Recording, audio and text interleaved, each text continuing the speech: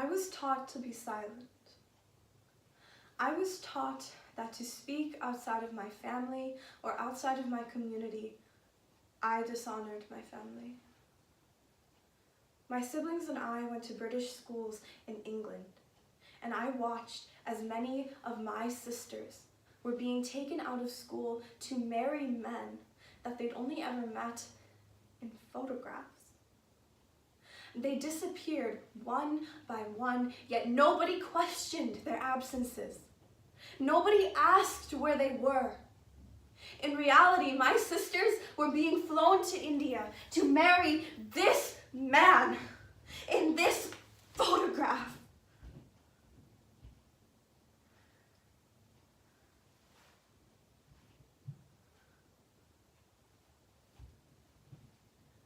Honor-based abuse is defined as a collection of practices used to control behaviors within families in order to protect some sort of cultural and religious belief and/or honor. It is estimated that over 20,000 women are killed in the name of honor each year globally. Listed by The Guardian as one of the world's most inspirational women, Jasvinder Singh has been fighting against forced marriages and honor-based abuse, both in her native Britain and internationally. In this speech titled Crossroads, Jasvinder Singh takes us through her own personal story, in which she herself battles through the prospect of a forced marriage as a result of the honor-based abuse that she faces. She, just like so many else, face a grim future, determined by a stranger in a mere photograph. Crossroads by Jasvinder Singh. I was 14 years old coming home from school one day when my mother sat me down and presented me with this photograph of the man whom I was to know that I was promised to by the age of 8. Now I remember looking at this photograph and thinking as a 14-year-old girl, he's shorter than me. And I said no. Now my mother did this with all of my sisters, and none of them, by the way, had said no. None of my sisters protested.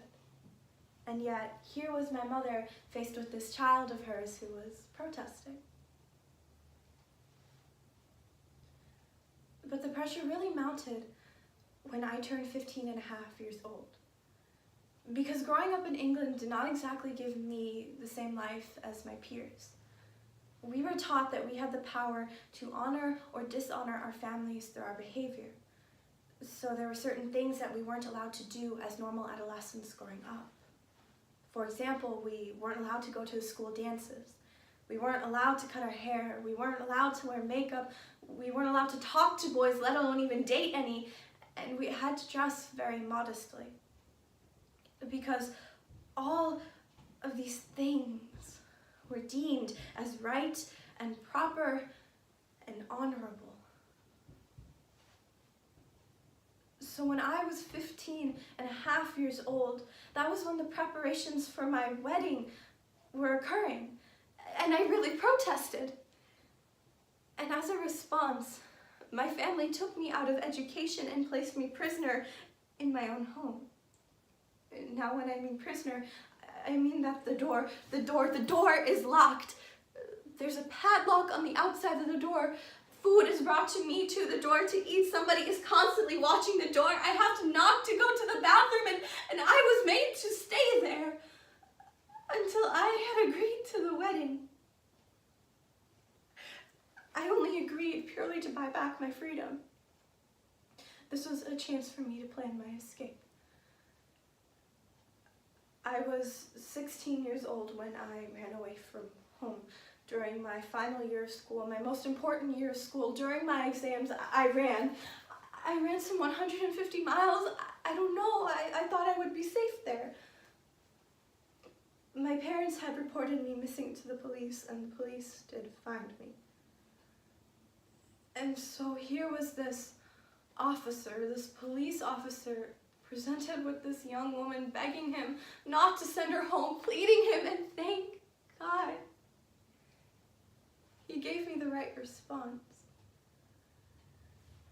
Because I can tell you this, as I'm standing in front of you here today, had he sent me home, I would be in that marriage My parents would have presented a whole other face. Once those doors were closed, it was a different story.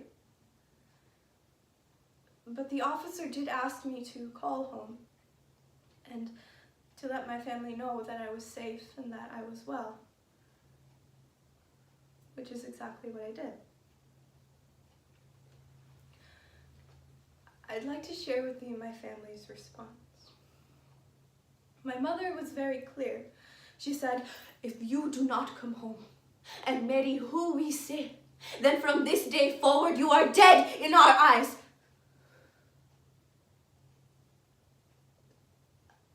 I had dishonored them. I had shamed them. I had done this to them. And so here I was at the crossroads of my life, and I had a choice to make. Either I could go back home to everything and anything that I've ever loved and known, or I could be on the outside as someone who is now disowned.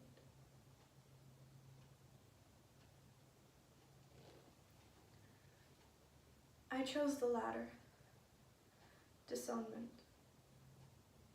It's like me asking you to imagine waking up tomorrow morning and never seeing your familiar surroundings again. Never seeing the ones you love, your family members, and being made to feel that it was your fault. Because that's how they made me feel. I internalized that as guilt and as shame. I attempted to take my life twice in my teenage years. I felt horrible. Had I loved my parents any less? Had I done this to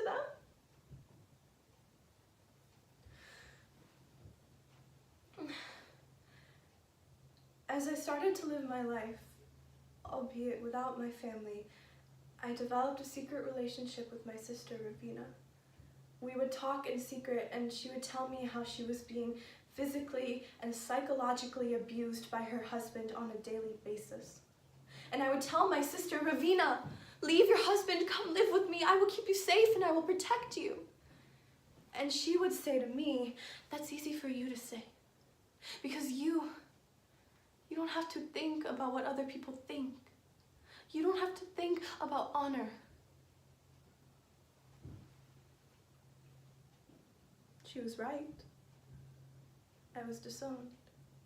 But even so, I begged her to speak to my parents, and she did. She spoke to both my parents and my community leaders, and they both did the same exact thing. They both mediated her and talked her into going back to the perpetrator. My sister Ravina was 24 years old when she set herself on fire and committed suicide. For whose honor? And my parents' response was this: that it was better for her to take her own life than to leave her husband and dishonor the family. Once my sister died, I came out of hiding.